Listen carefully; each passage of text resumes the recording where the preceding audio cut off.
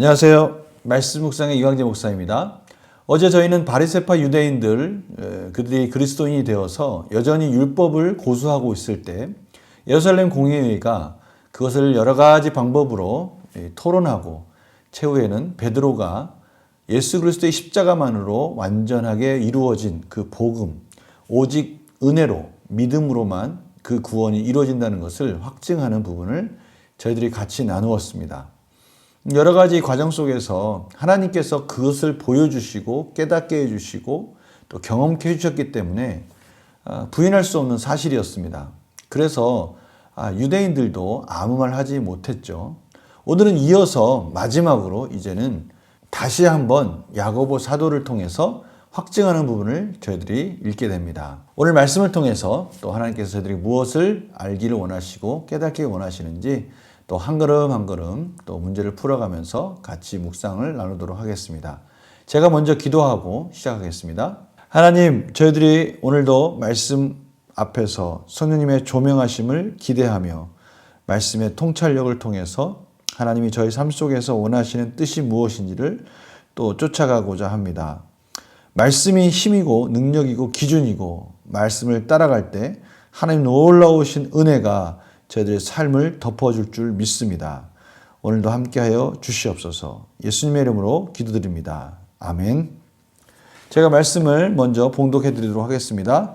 사도행전 15장 12절에서 21절 말씀입니다. 온 무리가 가만히 있어 바나바와 바울이 하나님께서 자기들로 말미암아 이방인 중에서 행하신 표적과 기사에 관하여 말하는 것을 듣더니 말을 마침에 야고보가 대답하여 이르되 형제들아 내 말을 들으라.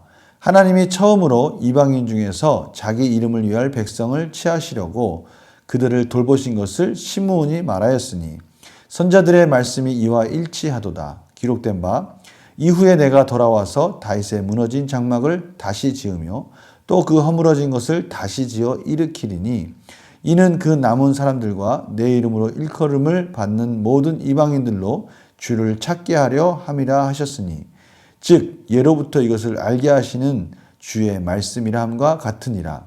그러므로 내 의견에는 이방인 중에서 하나님께로 돌아오는 자들을 괴롭게 하지 말고 다만 우상의 더러운 것과 음행과 목매어 죽인 것과 피를 멀리하라고 편지하는 것이 옳으니 이는 예로부터 각 성에서 모세를 전하는 자가 있어 안식일마다 회당에서 그 글을 읽음이라 하더라.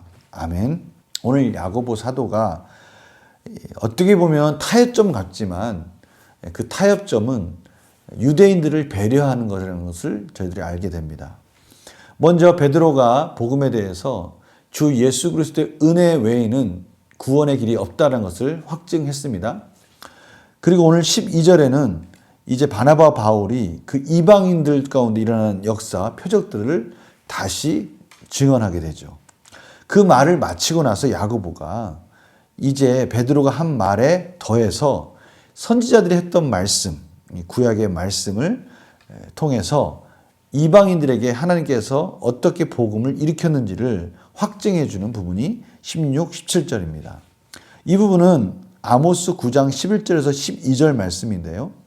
그 부분을 제가 읽어드리겠습니다. 그날에 내가 다윗의 무너진 장막을 일으키고 그것들의 틈을 막으며 그 허물어진 것을 일으켜서 옛적과 같이 세우고 그들이 에돔의 남은 자와 내 이름으로 일컫는 만국을 기업으로 얻게 하리라. 이 일을 행하시는 여호와의 말씀이니라. 하나님께서 말씀하셨는데요. 다윗의 무너진 장막을 일으켜서 만국, 열방 가운데 하나님의 나라를 세우시겠다라고 말씀하시는 것이고요. 그래서 이방인들로 주를 찾게 하려 했다라는 그 말씀이 이제 이루어졌는데 왜 우리가 그것을 막을 수 있겠느냐? 그것은 하나님의 말씀, 주의 말씀이다라고 말씀하시는 것이죠. 그러면서 19절에 그러므로 내 의견에는 이방인 중에서 하나님께로 돌아오는 자들을 괴롭게 하지 말라. 이제 그 은혜로 말미암아 믿음으로 말미암아 하나님의 은혜로 돌아오는 그 이방인들, 율법이 아닌 예수 그리스도의 은혜로 십자가의 은혜로 돌아오는 그들을 괴롭게 하지 말자. 율법적으로 그들을 제재하거나 더 부과시키지 말자라고 말씀하는 거죠. 그런데요, 분명한 것은 그럼에도 불구하고 이방인들이 우상을 섬기는 부분에 있어서 분명히 끊어야 될 것은 있다라는 것을 가르쳐주고 있습니다. 20절입니다. 네 가지인데요. 첫 번째는 우상의 더러운 것, 우상을 섬겼던 음식들, 그런 것들에 대해서는 먹지 말아야 된다. 그것으로 인해서 우상과 함께 교제하는 그런 믿음이 연약한 자들이 있기 때문에 그런 거죠. 또 그 우상에게 제사를 드릴 때 같이 음행을 하던 그런 습관들도 끊어야 된다. 그리고 그 우상을 드릴 때, 동물들을 죽일 때 목을 메어서 죽이는 그러한 예식을 할 때 그 목메어 죽인 것, 또 그 목메어 죽였기 때문에 목메어서 죽인 그 짐승의 피를 받아서 먹는 이런 의식들, 이런 것들은 분명하게 단절해야 된다라는 것을 가르쳐주고 있습니다.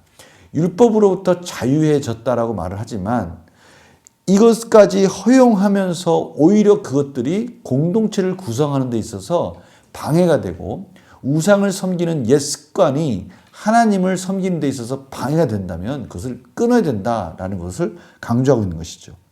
그래서 모세의 율법을 소중히 여기는 자들, 그들과 함께 할 때 그 선을 그어야 된다라는 것을 통해서 유대인들을 향한 배려의 마음도 우리가 느낄 수 있는 것입니다. 물론 구원에 관해서는 분명히 예수 그리스도의 은혜로 말미암아 믿음으로 말미암아 그 길이 유일한 길입니다. 그러나 하나님의 교회를 구성할 때 율법에 대해서 익숙하고 그 율법을 통해서 오히려 하나님을 믿는 데 유익이 되는 부분이 있다면 그 부분에 대해서는 명확하게 선을 긋고 그 부분은 지켜야 될 것이다. 서로 약속을 하자라고 권고하는 것이죠. 이것은 정말 지혜로운 방법입니다. 우리가 하나님의 말씀 가운데 자유함을 누리지만 그럼에도 불구하고 우리가 율법적으로 정말 해야 할 것들, 자유함 속에서 해야 할 것들, 우상을 멀리 해야 할 것들은 분명하게 선을 긋고 있는 그 야고보 사도의 그 권고의 말을 통해서 온 교회를 다시 질서 지우는 것들을 저희들이 볼 수 있습니다. 너무나 지혜로운 방법인 것 같아요. 문제를 한번 풀어볼까요? 야고보가 베드로의 증거를 확증하기 위해 인용한 선지의 말에 담긴 핵심은 무엇입니까? 15, 17절입니다. 다윗의 무너진 장막을 다시 짓고 그것을 다시 지어서 모든 이방인들로 주를 찾게 해 주셨다. 이방인들도 주를 찾을 수 있는 길을 열어주셨다라고 말씀하시는 것이죠. 2번입니다. 선지자의 말을 토대로 야고보가 제시하는 지침은 무엇입니까? 우상을 섬기는 것, 우상에 관한 그 모든 문화들은 분명히 단절해야 된다라는 것을 강조하고 있는 것입니다. 어떻게 보면 하나님께 돌아온 백성들에게 있어서 왜 그러한 율법들을 또 만드냐라고 할 수 없다는 거예요. 왜요? 하나님 안에 들어온 자들은 분명히 그 부분에 있어서는 선을 그어야 되고 그 율법적인 부분이라고 말을 하지 말고 하나님의 자녀라면 마땅히 해야 할 일들이 분명히 있다라는 것을 강조하는 것이죠. 이것이 너무 중요합니다. 율법의 자유함을 가졌다라는 핑계를 가지고 오히려 그것을 이용하는, 악용하는 것들은 금해야 된다는 것이죠.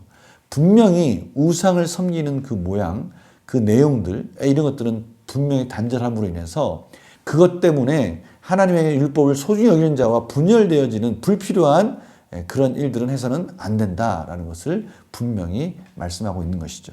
연구와 묵상 질문 보겠습니다. 야고보는 왜 이방인들에게 우상의 더러운 것, 음행과 목매어 죽인 것, 피를 멀리하라는 율법을 요구합니까? 분명하게 하나님의 자녀라면 우상에 관한, 우상을 섬기는 일에 관련된 모든 부분들은 깨끗하게 정리해야 된다라는 것을 강조하는 것이죠. 행여나 율법의 자유함이라는 이름 하에 그것을 두 주인을 섬기는 이상한 그러한 일들에 이용해서는 안 된다는 겁니다. 하나님의 자녀라면 분명하게 우상에 대한 부분은 단절해야 되고 그것이 하나님의 교회가 하나 될 수 있는 길이라는 것을 강조하고 있는 것이죠. 율법 안에 자유하다라는 뜻은 어떠한 것도 율법을 어기는 데 있어서 자유하라는 것이 아닙니다. 구원의 길을 결정하는 것은 아니지만 구원의 길 가운데 유익한 것이라면 지켜야 되는 것이죠. 이것이 마땅한 것입니다. 하나님의 자녀가 마땅하게 자유롭게 그 길을 즐겁게 갈 수 있다는 것이지 율법 안에 자유롭다는 것이 막 살아도 된다는 뜻은 아닌 것이죠. 분명히 그 선을 지금 그어주고 있는 것입니다. 우리 삶 속에서 이 부분을 정말 명확하게 해야 됩니다. 우리가 구원으로 말미암아 그 율법이 구원의 길을 막지는 못하지만 행여나 그것이 우리의 길 가운데 정말 큰 유익을 주는 하나님의 말씀이라면 그것을 가지고 율법의 자유함을 핑계로 해서 그것을 어겨서는 안 된다는 것입니다. 야고보가 말씀을 기준으로 문제를 해결하는 모습을 보면 무엇을 느낍니까? 참으로 지혜로운 방법인 것입니다. 우리가 하나님 앞에 말씀에 대한 순종을 할 때요, 그 말씀의 세세한 부분들까지 하나님이 저희들에게 가르쳐 주지 않으셨습니다. 우리 삶에서 적용하게 되면 그 말씀을 어떻게 적용해야 되지라는 지혜가 필요합니다. 오늘 야고보 사도는 바로 그 부분을 적용한 것입니다. 율법에 대해서, 하나님의 말씀에 대해서 그것이 구원으로 이르는 수단은 되지 않지만 하나님의 신앙에 있어서는 분명한 유익이 되기 때문에 그 말씀을 가지고 분명한 선을 그어준 것이죠. 저희들도요, 말씀을 읽고 그 말씀을 가지고 우리 삶 속에서 어떻게 적용하고 어떻게 말씀의 기준을 살지에 대한 지혜를 하나님께 구해야 되는 것입니다. 율법을 통해서 어떻게 하면 우리의 구원을 지혜롭게 완성할 수 있을까? 어떻게 율법을 삶 속에 해석해서 적용할 수 있을까? 이 부분을 고민하면서 하나님께 은혜를 구해야 되는 것이죠. 오늘 그 부분을 너무나 절실하게 깨닫게 해주는 것입니다. 결단과 적용을 보면 내가 중요시하는 기준 중 지체들과의 하나됨을 방해한 것이 있다면 무엇입니까? 우리가 말씀 안에서 자유함을 누리고 있지만 그 말씀을 적용할 때 있어서 분명한 그 사랑의 율법에 대해서, 사랑에 대해서는 우리가 소중히 여겨야 되는 거예요. 말씀의 기준 앞에서 내 기준과 원칙을 버리기 위해 결단해야 할 것은 무엇입니까? 말씀의 원칙, 그 사랑의 율법 안에서 내가 율법 가운데 자유함을 누린다는 핑계를 가지고 행여나 교회를 분열해서는 안 되는 거 아닙니까? 분명한 것은 사랑의 율법 속에서 어떻게 적용하는 것이 바른 것인가? 혹시 그것을 적용할 때 하나님께서 그것을 버려야 된다. 내가 주장하는 것이 말씀 안에서 교회를 세우는 데서 바르지 못하다라면 기꺼이 포기할 수 있는 그런 믿음도 있어야 된다는 것이죠. 우리가 이 부분을 잘 기억해야 될 것입니다. 이 부분을 잘 적용해야 됩니다.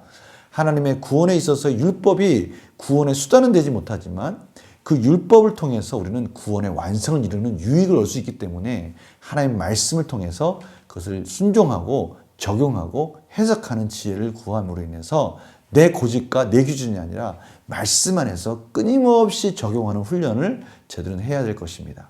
제가 기도하고 마무리하겠습니다.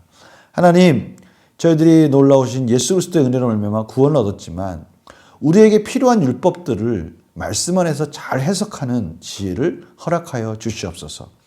행여나 내 고집과 내 이기적인 마음 때문에 율법의 자유를 남용할까 두렵습니다. 하나님, 말씀 안에서 순종하게 하여 주십시고 그 순종이 하나님 나라를 세워가고 교회를 세워가고 우리의 복된 삶을 유익하게 만드는 축복의 통로가 된다는 것을 잊지 않게 하여 주시옵소서. 감사드리며 예수님의 이름으로 기도드립니다. 아멘. 오늘 말씀 정말 중요합니다. 복음 안에 자유함을 누리는데요, 필요한 율법들이 우리 삶에 유익이 된다는 거 꼭 잊지 마시고 우리가 하나님 안에서 하나하나 또 중요한 패턴과 또 경건의 훈련을 통해서 놀라우신 또 승리의 하루가 되기를 간절히 소망합니다. 내일 또 뵙겠습니다. 안녕히 계세요.